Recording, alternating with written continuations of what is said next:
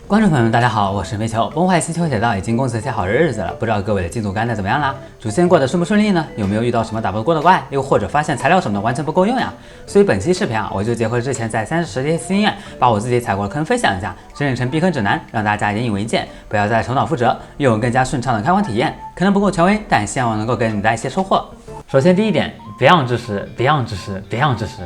哈哈，其实说的严重了，准确来讲，你的主 C 里不能只养知识。这是我3测时写的教训。本帖里的命图也就是职业总共7种，分别是毁灭、寻猎、致食、童邪、虚无、存护、纷扰。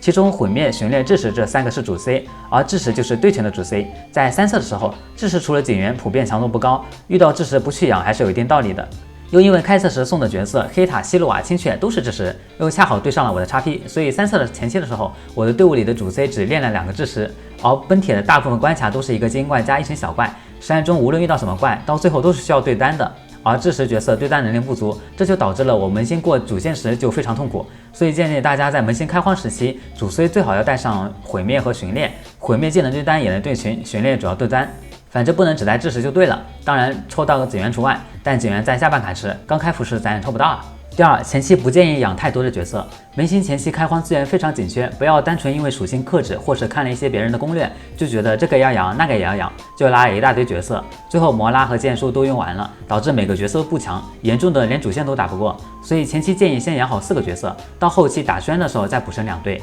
哪怕遇上了属性克制，也是可以硬着头皮打的，又不是没有伤害。前期开荒阵容建议是盾位加奶位加主 C 加副 C 或辅助，后2个位置一般毁灭加辅助或者寻猎加致食，这样对单对群都不怕了。譬如我开服后就准备盾位用火主，奶位用娜塔莎，主 C 用4星的虎克大人，如果提前抽到5星主 C 就用5星，辅助用佩拉，一队4人成型之后，我再练个寻猎、李素商、致食、青雀等等。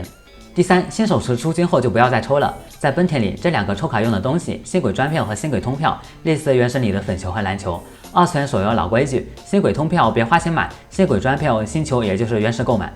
本帖的卡池也和原神的差不多，附营新手池、限定池、武器池、常驻池。新手池8折58保底，建议先出新手池或者5星角色后再转战常驻池。充满常驻池的300抽可以自选一个5星。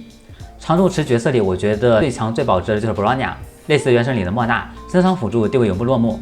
当然也不建议去买促使号，以我原神2年半老玩家的经验，慢慢玩该有的都有的，这些角色都是我的翅膀。还有就是这个月的月底快到了，跟原神一样，大家记得去商城换完抽卡用的车票。前期只点角色的关键技能，除了主 C， 大部分角色都只需点战绩和大招，而普攻一般起到回战绩点和破盾的作用，主 C 则需要根据具体的技能机制去点相应的技能，譬如青雀这为4星主 C， 战绩的效果都是强化普攻，大招是伤害技能。所以技能都要点，也比较费资源。本帖的圣物仪器也是同理，前期一线经验少，仪器也不需要一下子就拉满。4星紫色仪器可以只拉到9级，5星金色仪器也可以只拉到12级，待资源充沛后再慢慢拉满。第5，别浪费体力。体力规划方面，大家可以参考一下这个表。本帖的仪器本40级有概率出金，但几率很低，不建议去刷。50级必出1金，60级有概率2金，所以还是建议跟原神一样，大家在60之前把多余的体力多用在技能上、经验和信用点这些稳定的提升上。第6点就是一些个人建议，前期别把强度看得太重，在保证主线通关的前提下，抽角色练角色按XP来就行。一方面，游戏刚开服时，大部分玩家的游戏理解普遍还不够深入，参考原神的刘远征相邻。另一方面，本帖这游戏整体玩下来就感觉非常休闲养生，非常适合当副友。前期可能比较忙，但一到后期就跟原神的差不多。最实在的还是追剧情和舔老婆，当做一个纯追番游戏来看就行。